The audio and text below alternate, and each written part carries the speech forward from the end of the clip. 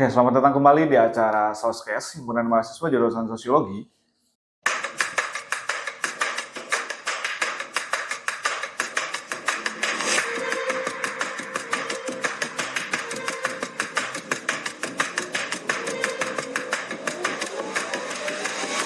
Bersama saya Muhammad Ardian Mulyadi sebagai pembawa acara pada hari ini.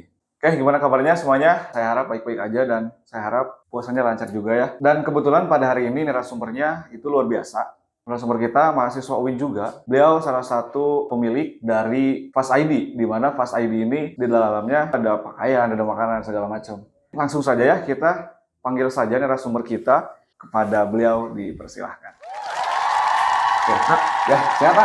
Alhamdulillah. Sunda. Gak apa-apa. Oke, temanya itu membentuk kepercayaan diri dalam berwirausaha. Nah, mungkin sebelumnya Kang boleh perkenalkan diri dulu kepada rekan-rekan. Perkenalkan ya, nama saya Fikri Khairul Kasib. Saya dari jurusan Manajemen Keuangan Syariah. Kebetulan lahir di Kabupaten Bandung, orang Bandung asli ya. Orang Bandung asli. Umur saya sekarang 23 tahun, kelahiran 2001. Mungkin segitu cukup ya perkenalannya mungkin ya. Siap. Oke. Mungkin Kang sebelum kita masuk ke tema ya, ingin sedikit bertanya dulu nih. Sebelumnya Kakak ini kenapa memilih manajemen keuangan? Sebenarnya dari manajemen keuangan syariah itu saya tuh pertama tuh milihnya tuh karena saya hobinya bisnis gitu. Harusnya kan ke manajemen saja, cuman kebetulan masuknya di SPAN itu masuknya ke MKS, karena nggak bisa ke manajemen saja, jadi masuknya ke MKS. Seperti itu sih milihnya mah. Oke, mungkin dari jurusan Akang ini mungkin ya langsung hasil gitu ya sebelum lulus juga. Jadi Akang itu udah punya salah satu usaha yaitu Fast ID. Mungkin menurut Akang nih sejarah kenapa Fast ID ini bisa terbentuk kira-kira? Kalau Fast ID ini terbentuknya baru-baru sebenarnya. Karena sebelumnya namanya tuh Raha. Sebelum saya merekrut teman-teman yang lain, namanya tuh Raha. Dan Raha itu hanya bergerak di bidang fashion saja, di bidang konveksi, segala aksesoris kebutuhan organisasi, kebutuhan komunitas, gitu ya, seperti PDH atau gantungan kunci segala macam, ya seperti itu. Nah, ketika saya masuk kuliah, bertemulah dengan orang manajemen keuangan. Nah, dari dua orang ini yang saya temui di MKS itu, yang pertama ada Fadila Nurjana, yang kedua ada Gina Lutfia. Nah, dari kedua ini tuh berkompeten. Yang pertama kompetennya itu di bidang accounting, di bidang perhitungan gitu ya, pembukuannya sangat baik. Jadi saya masukin, join. Yang kedua ada Gina Lutfia. Nah, itu tuh dia tuh punya pengalaman di e-commerce-nya gitu, bagian digital marketingnya gitu. Ya. Akhirnya saya rekrut lah dia masuk. Nah, kebetulan kita ketika kita ingin memasarkan, nggak ada role model gitu, nggak ada role modelnya gitu ya, nggak ada selebgramnya gitu.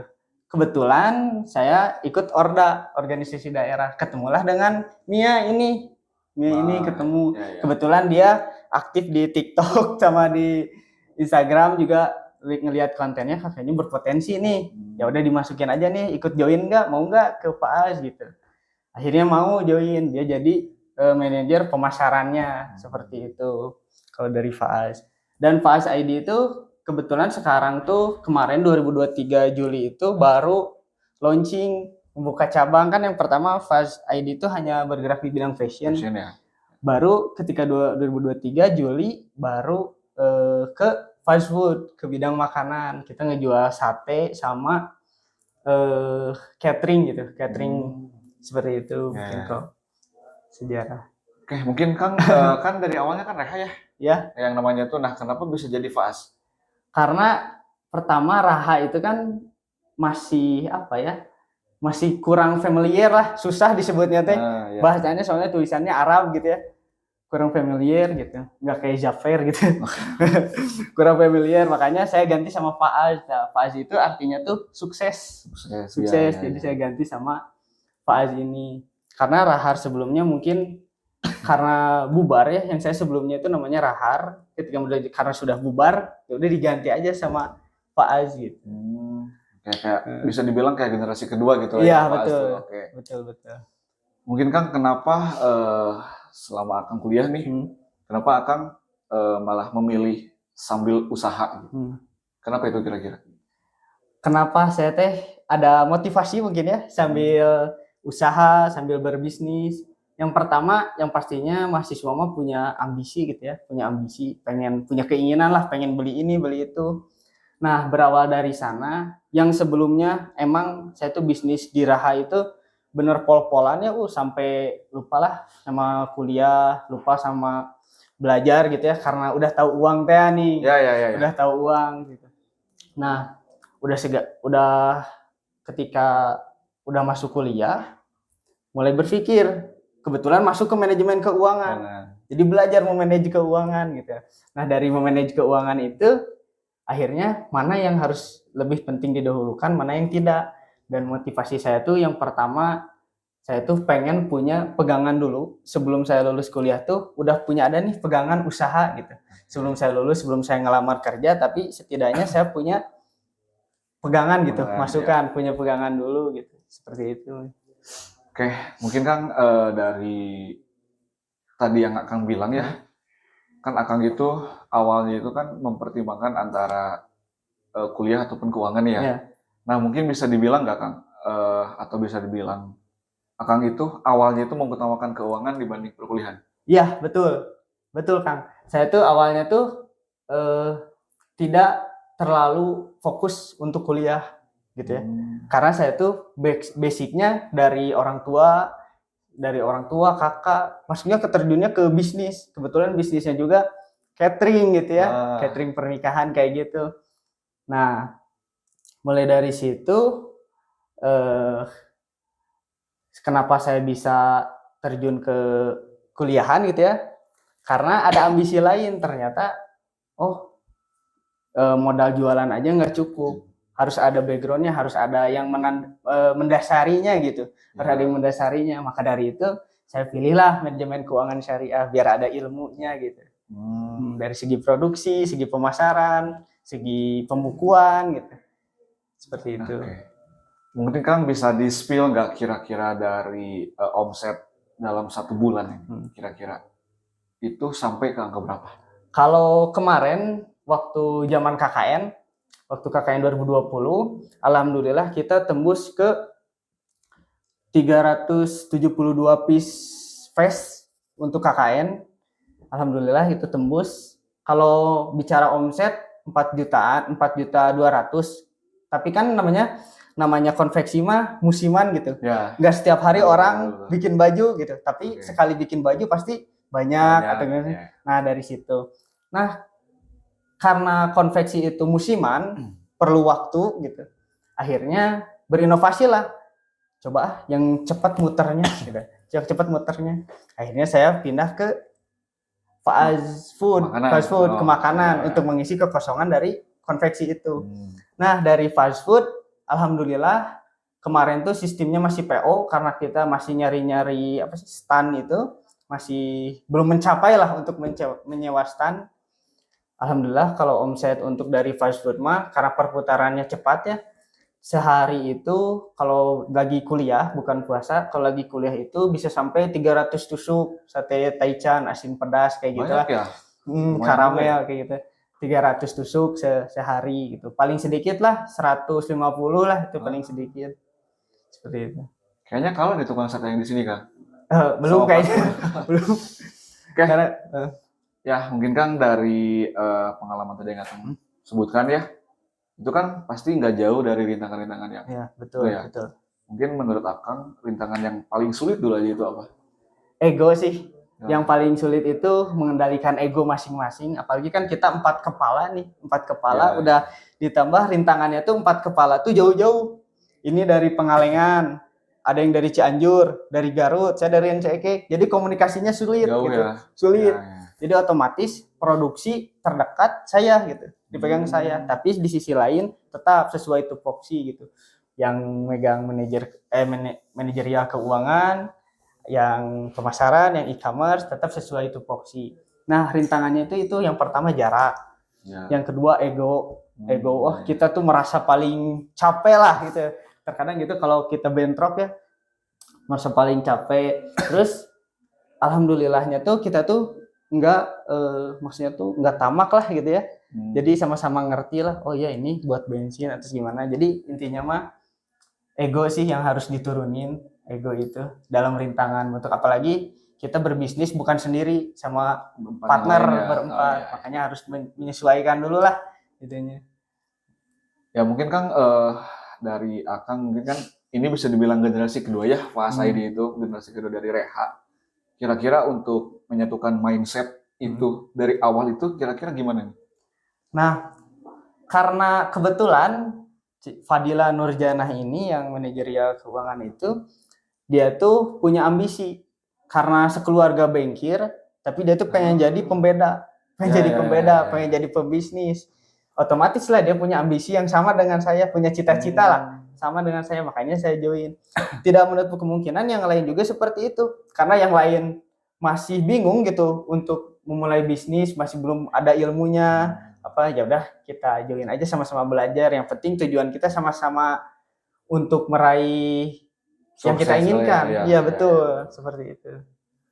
Oke, mungkin Kang dari yang kita ketahui mungkin yang namanya bisnis itu kan ada beberapa hal yang perlu diperhatikan, termasuk mungkin salah satunya itu di permasalahan pemasaran.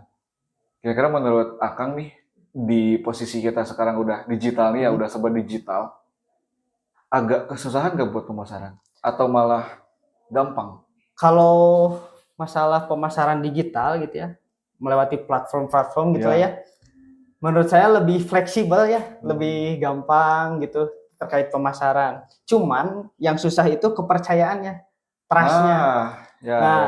Kalau pemasarannya sih periklanannya kita juga sering lah di TikTok gitu ya, di Instagram gitu, di WA. Cuman yang jadi permasalahan itu kepercayaan orangnya nih.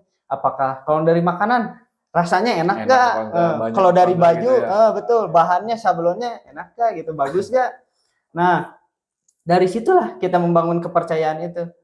Nah, kebanyakan juga customer saya itu kalau dari digital itu paling orang-orang malah yang nggak dikenal, nggak pernah kita ketemu, kayak yang dari Sukabumi tiba-tiba nge-WA, gimana ini mau pesen segini gitu.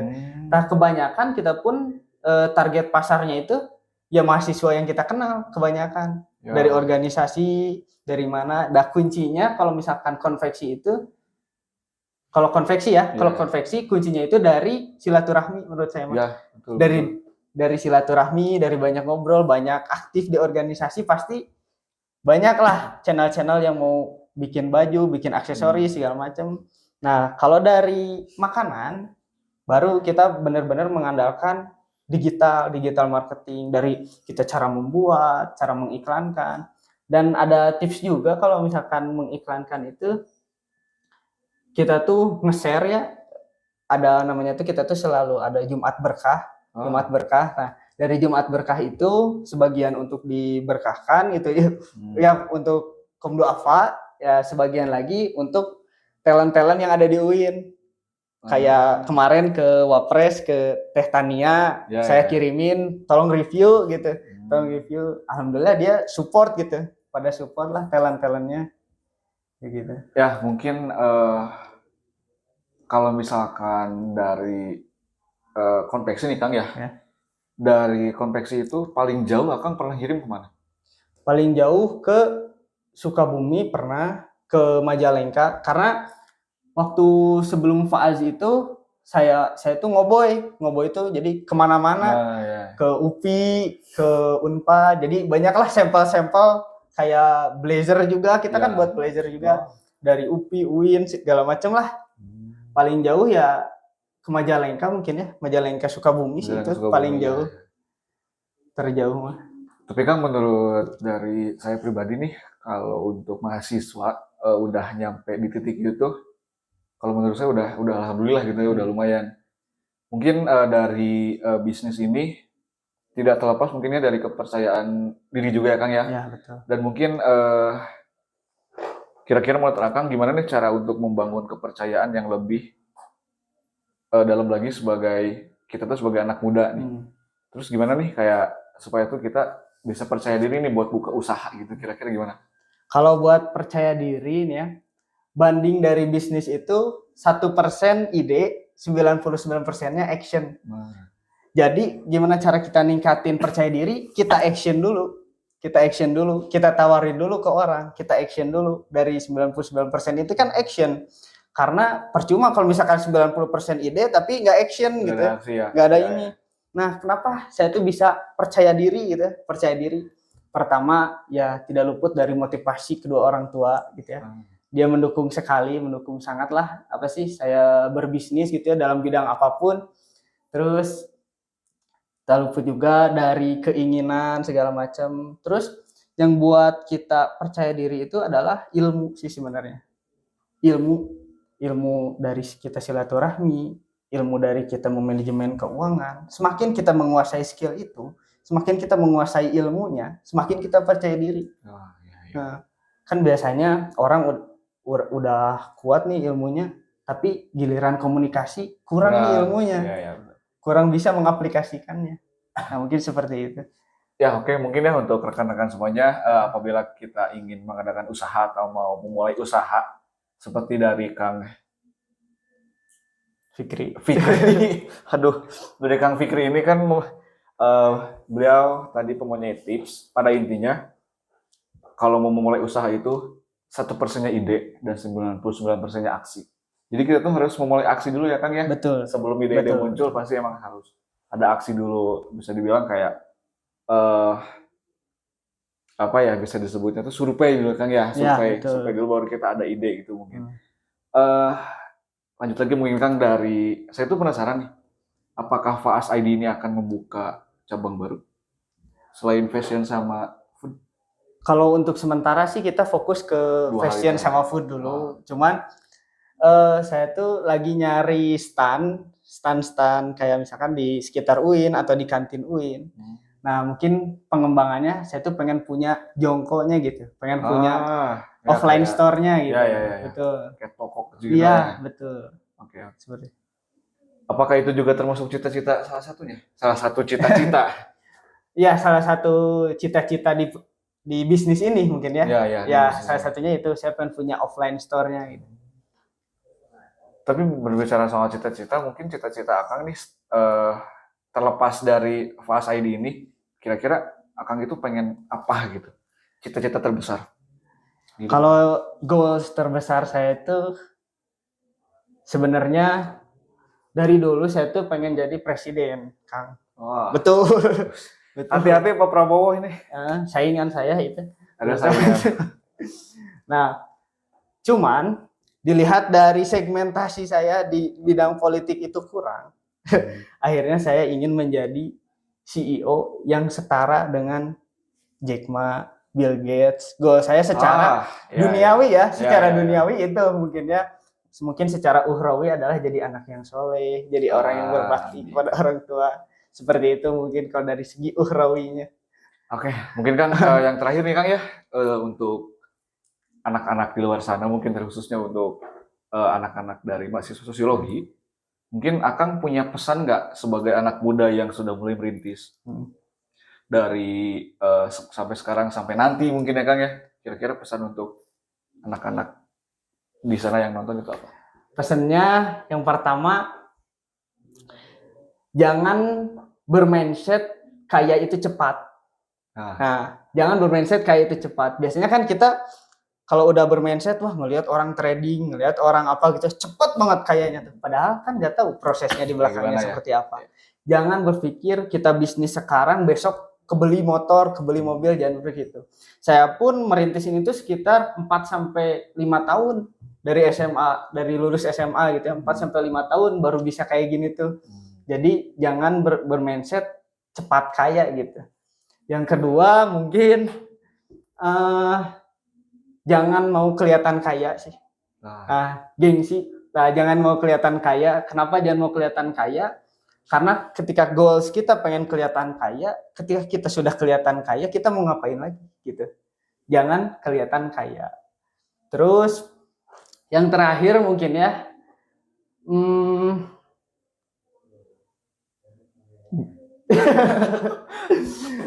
kalau yang terakhir itu yakini apa yang kamu jalani dan lakukan apa yang kamu ikhlaskan. Ah, Selama kita ikhlas, kita lakukan. Selama kita bisa, kita lakukan lah. Itulah. Kurang lebih seperti itu. Mungkin seperti itulah motivasi Oke, dari oke. saya.